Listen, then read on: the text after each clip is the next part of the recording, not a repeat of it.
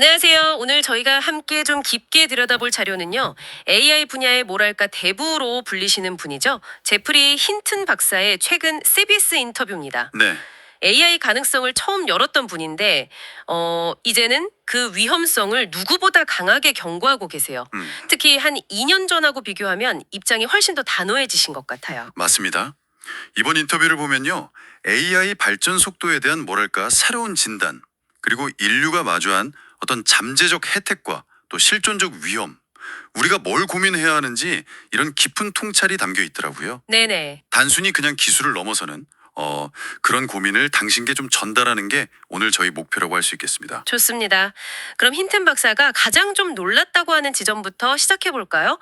AI 발전 속도가 예상을 훨씬 뛰어넘고 있다 이거잖아요. 네, 그렇죠. 특히 어떤 점이 그를 더 우려하게 만든 건가요? 핵심은 그거예요.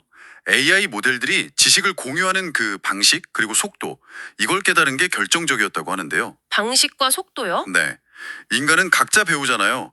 근데 디지털 AI는 여러 복제본이 동시에 학습하고 그 결과를 이게 중요해요. 초당 수조 비트 단위로 즉시 공유할 수 있다는 거예요. 초당 수조 비트요. 와. 네. 이게 인간지능하고는 뭐랄까 근본적인 능력 차이를 만든다는 거죠. 그래서 그 초지능 AGI 등장이 한 4년에서 19년 사이, 어쩌면 10년 안에도 가능할 수 있다. 이렇게 예측 시기를 확 앞당긴 겁니다. 야, 예측 시기가 엄청 땡겨졌네요. 단순히 빨라진 것 말고 AI가 스스로 생각하는 방식도 좀 달라지고 있다는 건가요? 그 사고의 연쇄 이런 개념도 나왔던 것 같은데요? 아, 맞아요. 사고의 연쇄. 이게 뭐냐면 AI가 그냥 답만 딱 내놓는 게 아니라 그 답을 찾을까지의 어떤 논리적인 단계를 보여주는 능력이거든요. 아, 과정까지 보여준다. 네. 힌트는 이걸 그냥 패턴 매칭이 아니라 추론 능력의 발현으로 보는 거죠. 그리고 이게 더 나아가서 스스로 목표를 정하고 계획을 세우는 그런 AI 에이전트의 등장을 가속화시킨다.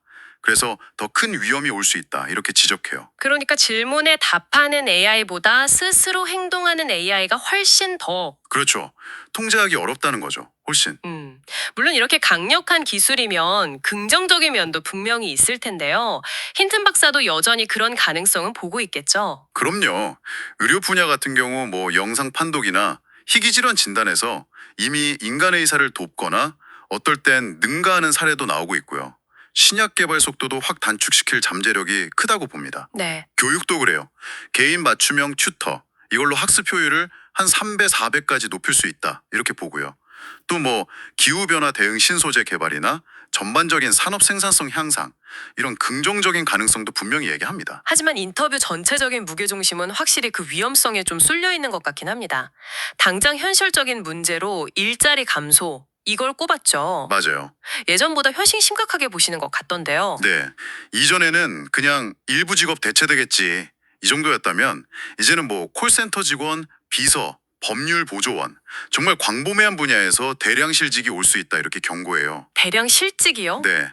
그리고 더 큰 문제는 이게 부의 불평등 심화로 이어진다는 거예요. 생산성 향상의 열매가 기술을 가진 소수에게만 집중될 거라는 그런 우려죠. 이것도 구체적으로 언급했죠. 네, 그 나쁜 행위자들 문제요.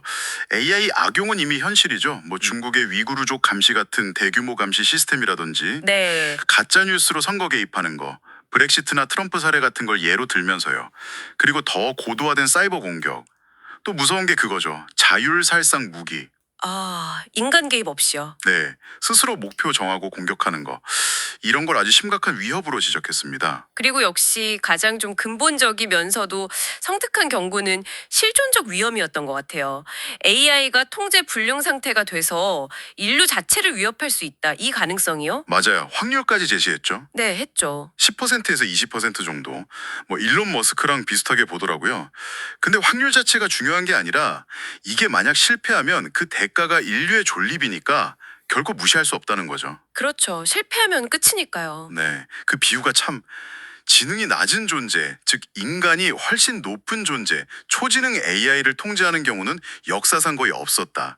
이 말이 핵심인 것 같아요. 통제 자체가 아예 어려울 수 있다. 이런 설명도 되게 인상적이었어요.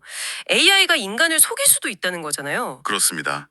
초지능 AI가요, 마치 우리가 유치원생한테 사탕 주면서 원하는 거 얻어내듯이 인간의 의도나 어떤 통제 시스템을 너무 쉽게 우회하거나 조종할 수 있다는 거예요. 아, 그래서 힌튼 박사는 좀 비관적으로 보기도 해요.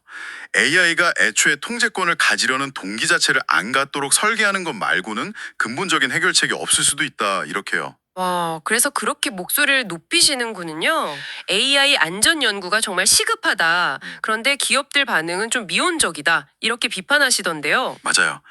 거대 기술 기업들이 단기 이익도 시장 선점 때문에 안전 연구보다는 그냥 성능 경쟁에만 몰두하고 오히려 규제 완화해달라고 로비한다. 이렇게 지적해요. 음, 특히 그 AI 모델의 핵심 설계도라고 할 수 있는 가중치 있잖아요.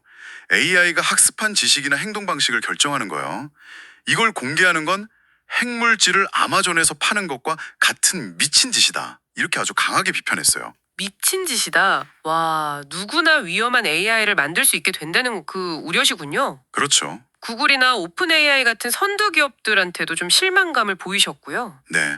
구글이 예전에 약속했던 군사적 이용 금지 원칙을 어긴 점이나 오픈 AI가 안전팀을 사실상 해체하고 핵심 연구원들이 떠난 상황 같은 걸 지적하면서 이익 추구가 안전보다 우선되는 현실을 강하게 비판합니다. 네. 뭐 엔트로픽 같은 회사가 상대적으로 안전에 신경 쓴다고 언급은 하지만 여전히 부족하다고 보는 것 같고요. 그럼 대안은 뭔가요? 결국은 시민사회가 목소리를 내야 한다. 그래서 정부가 기업들한테 예를 들어 컴퓨팅 자원의 한 3분의 1 정도는 의무적으로 안전 연구에 투입하도록 강제해야 한다. 이렇게 주장합니다. 네. 오늘 힌튼 박사 인터뷰를 통해서 AI라는 동전의 양면을 정말 극명하게 본 것 같습니다. 어마어마한 잠재력이 있지만 동시에 인류의 미래 자체를 좌우할 수도 있는 그런 심각한 위험이요. 그렇죠. 그의 경고는 이 기술 발전 속도에 비해서 우리의 어떤 대비나 사회적 논의가 턱없이 부족하다. 이런 절박한 외침처럼 들리네요. 특히 우리가 통제할 수 없는 더 높은 지능을 우리 손으로 만들고 있다는 그 성찰은 정말 무겁게 다가옵니다. 기업의 이익 또 국가 간의 경쟁 논리 속에서 과연 인류 전체의 안전이라는 가치를 우리가 지켜낼 수 있을까?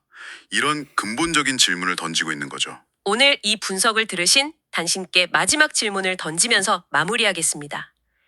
우리보다 훨씬 강력한 지능을 마주하게 될지도 모르는 미래 앞에서 지금 우리는 무엇을 준비해야 할까요? 그리고 그 과정에서 당신의 역할은 무엇이라고 생각하시나요?